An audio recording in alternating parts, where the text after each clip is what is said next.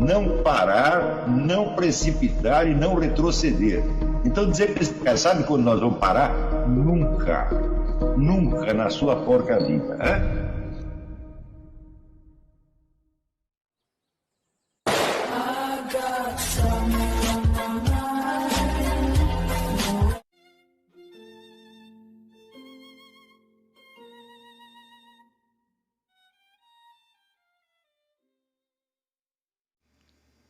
E aí pessoal, tranquilo?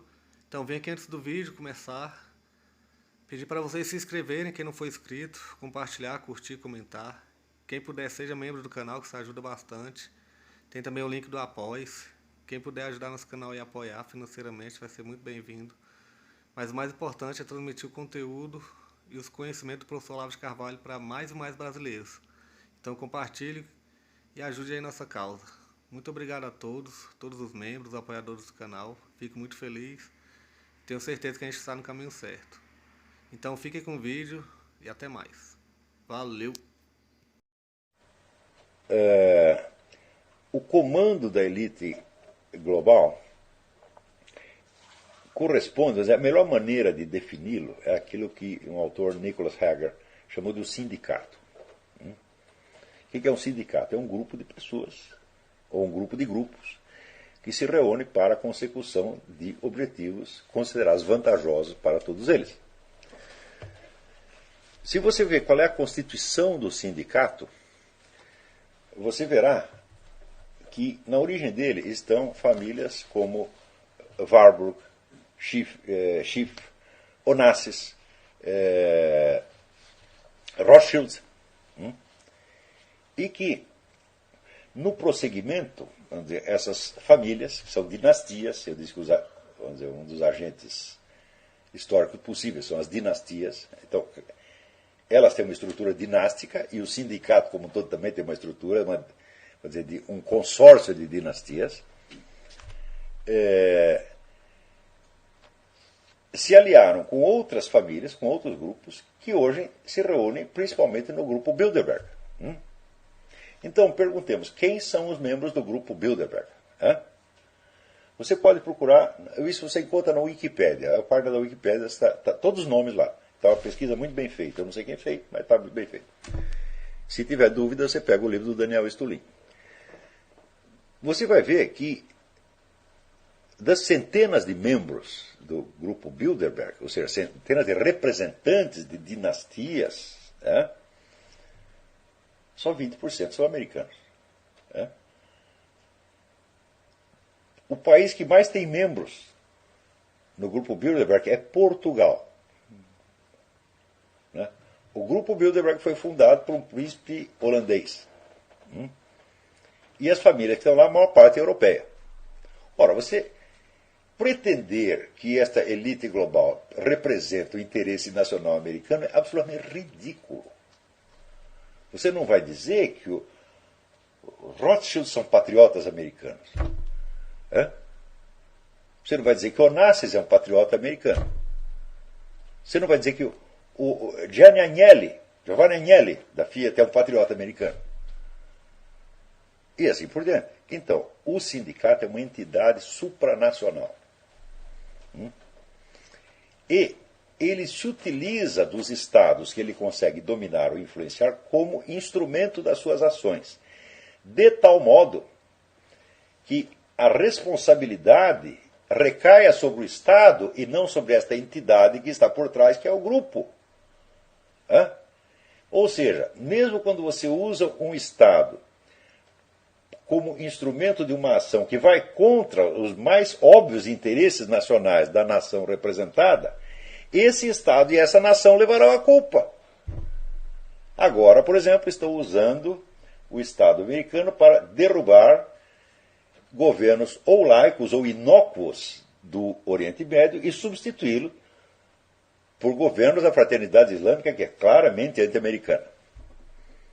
Então, a ação é manifestamente contra os interesses nacionais. E, no entanto, quem levará a culpa da ação?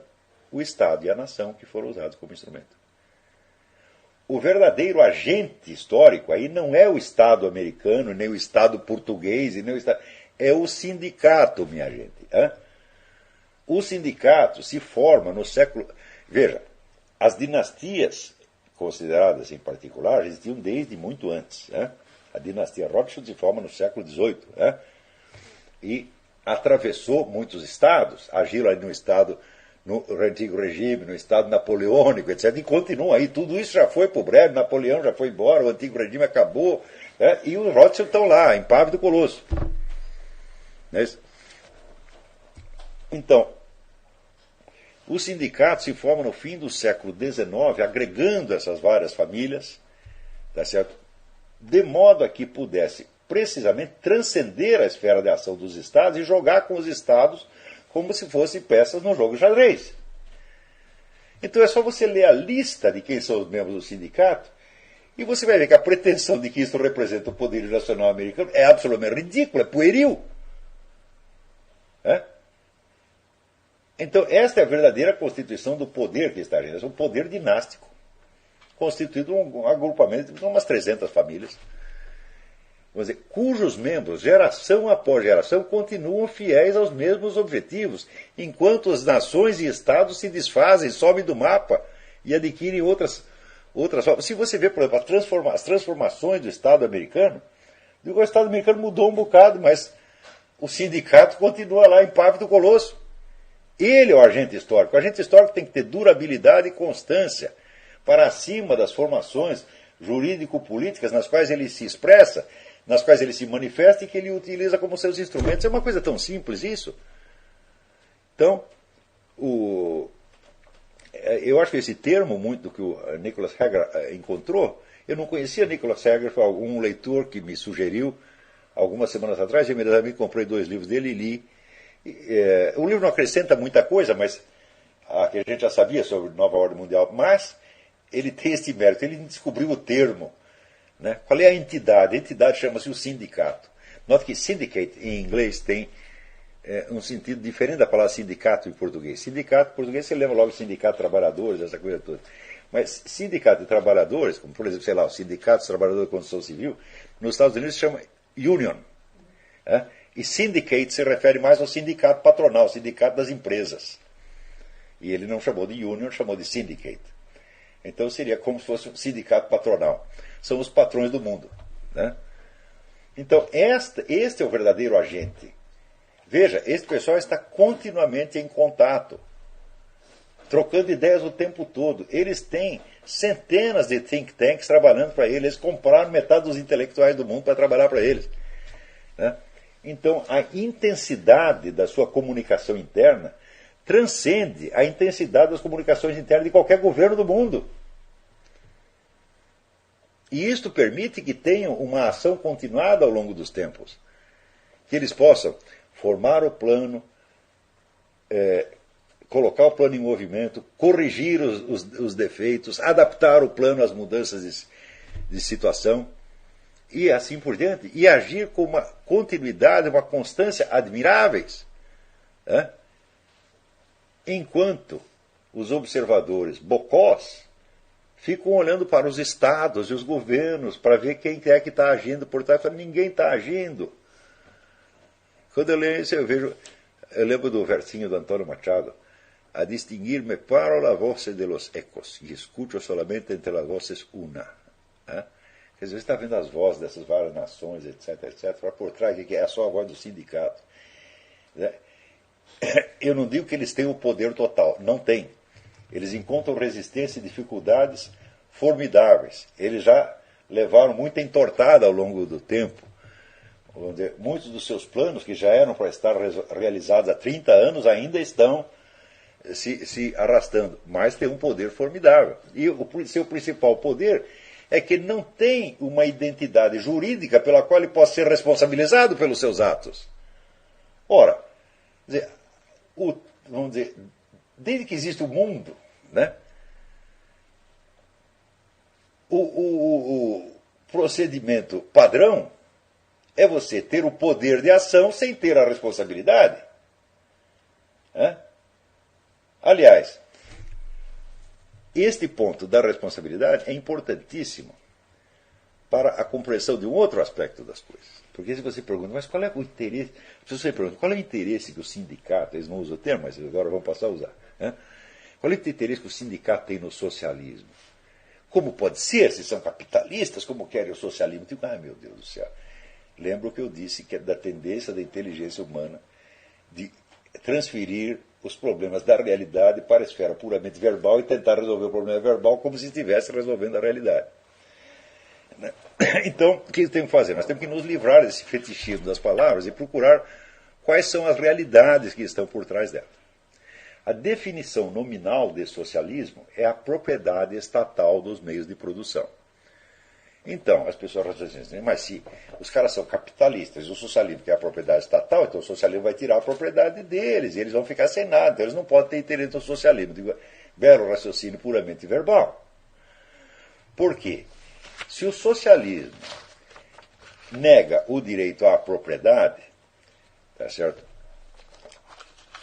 É porque ele considera que a propriedade legal é apenas um fetiche burguês, com tudo que é legal. A ordem das leis para o socialismo, sobretudo para o marxismo, é apenas um disfarce de interesses reais que existem por trás. Então, a ordem jurídica é palhaçada para o socialismo, né? Ora, com base nisso, nós podemos perguntar o seguinte: o socialismo quer a propriedade legal dos meios de produção ou quer o poder real sobre os meios de produção? Se ela tomar o poder, se ela tiver a propriedade legal, ela será responsável legalmente. Isto é uma estupidez, que nem mesmo Hugo Chávez é capaz de cometer. Então, significa o seguinte: há muito tempo, toda a liderança do movimento comunista socialista já percebeu que ter a propriedade legal é você se submeter a um fetichismo burguês que só vai te atrapalhar. Então, você não precisa e não pode ter a propriedade legal, você tem que ter o controle efetivo. Sem ter a propriedade legal e, portanto, sem ter a responsabilidade. Ora, se você tem somente o controle efetivo sem ter, vamos dizer, a propriedade legal, você nunca pode ser responsabilizado por nada, embora você esteja comandando tudo. Então você adquire uma deliciosa invisibilidade por trás do processo. Então, o Estado socialista comunista controla, domina todo o processo econômico, mas ele não é responsável por nada. Responsáveis são os agentes particulares que ainda têm na mão este fetiche da propriedade legal. De modo que se dá tudo certo, a glória do Estado, e se dá tudo errado, é culpa do empresário. Este é o socialismo. Isto é o socialismo. Este é o único socialismo que existiu e que algum dia pode existir.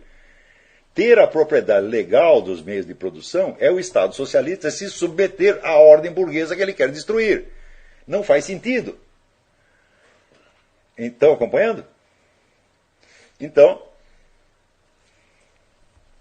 significa que o socialismo se impõe e se implanta com muito mais facilidade sob uma aparência jurídica de capitalismo, montada em cima da ordem socialista substantiva, na qual o Estado controla tudo, mas o responsável legal não são eles.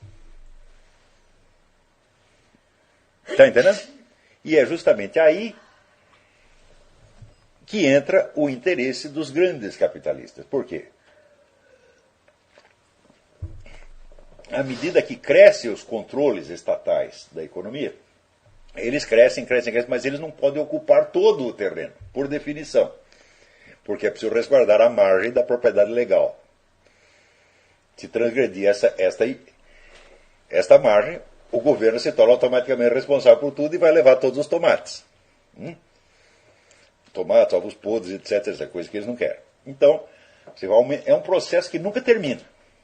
A absorção da economia pelo Estado é como uma assíntota. O Estado vai dominando, mas nunca não pode chegar no domínio total. Porque para chegar no domínio total, você precisa ter a propriedade legal, o que é contraditório. Não logicamente contraditório, mas contraditório objetivamente, ontologicamente. Então, neste processo, onde aumentam os controles estatais, todas as empresas pequenas estão condenadas à destruição. Porque vem o Estado e coloca lá exigências fiscais, exigências sanitárias, exigências trabalhistas, e mais não sei o que, politicamente correto, e papapá. O coitado não aguenta e vende a empresa para outra maior. Então, isso quer dizer que o avanço do socialismo é o avanço do poder do capital monopolístico, num processo que não tem fim. Então, quando este mundo for totalmente socialista, ela não existe totalmente, é sempre um processo progressivo. Quanto mais este mundo avança para o socialismo, mais poderosos são os Rothschilds, os Rockefellers, os Morgans, etc, etc. É uma coisa de uma obviedade monstruosa. É preciso ou ser muito burro, ou estar cego por uma problemática religiosa insolúvel, como Dugin, para não enxergar uma coisa dessa. Então, é por isso que o sindicato sempre promoveu os países socialistas, sempre bota dinheiro nos países socialistas para que eles progridam cada vez mais, e por isso que eles financiam os movimentos de esquerda no mundo inteiro.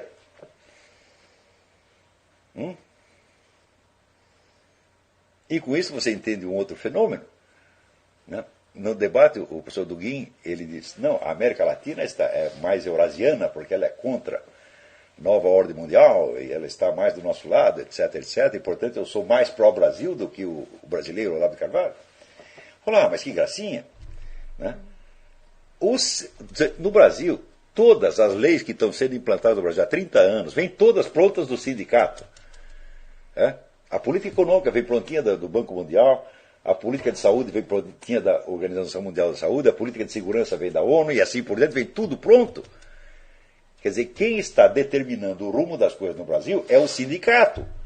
O Brasil é um dos países mais subservientes ao sindicato, ao ponto de lhe ceder território com esse negócio das nações indígenas, essa internacionalização da Amazônia, etc, etc. Quer dizer, o Brasil está 100% servindo ao sindicato. Por outro lado, o Brasil é anti-americano. Então, serve ao sindicato e atira tomates no quê?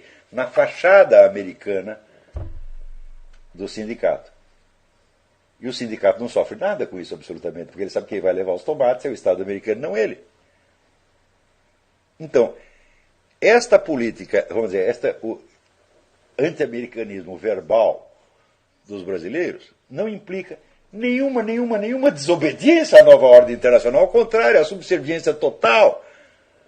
Então, meu filho, o Brasil é tão eurasiano, sei lá, quanto o Polo Sul, quanto um pinguim, você está entendendo? Agora, você vê que a falta de clareza sobre os conceitos fundamentais que você está usando leva você a se enroscar numa série de fetiches verbais e olhar para uma coisa como o Brasil, vamos dizer, o Brasil é a nova ordem mundial escrita, é o politicamente correto, é os territórios indígenas, é a lei de cotas, é o casamento gay, é a política do Banco Mundial, etc. É tudo 100% de obediência, meu Deus do céu. E o homem diz lá, não, eles são eurasianos, estão do nosso lado. Eurasiano por quê? Porque eles falam mal dos Estados Unidos. Eu digo, mas os Estados Unidos foi posto aí só para levar os tomates, é o bode expiatório. O sindicato faz as coisas e parece que é americano, e os americanos levam os tomates. Foi feito para isso, meu Deus do céu.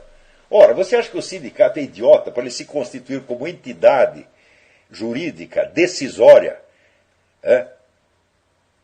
e em seguida ter que responder pelas suas ações?